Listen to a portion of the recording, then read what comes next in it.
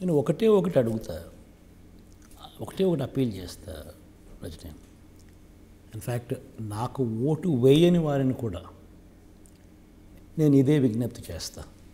అంటే నాకు ఓటు వేయకపోవడానికి వాళ్ళకున్న రకరకాల కారణాలు ఉండొచ్చు.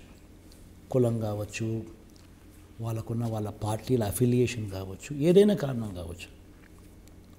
బట్ వాళ్ళందరికీ కూడా నేను విజ్ఞప్తి చేసేది ఒకటే, ఒక్కసారి మీరు ఇంటికి వెళ్ళండి, మీ భార్యతో మాట్లాడండి, మీ ఇంట్లో మీ అవ్వాతాతలతో మాట్లాడండి, మీ ఇంట్లో ఉన్న మీ పిల్లలతో కూడా మాట్లాడండి.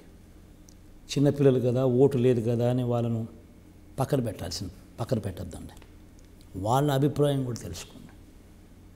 ఇంట్లో ఉన్న ఆడపడుచులతో మాట్లాడండి, అందరితో మాట్లాడి ఎవరి వల్ల మీకు మంచి జరిగింది,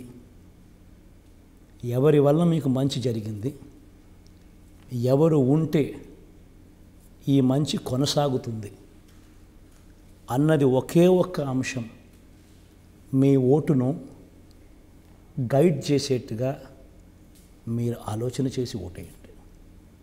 this is all what I need to say.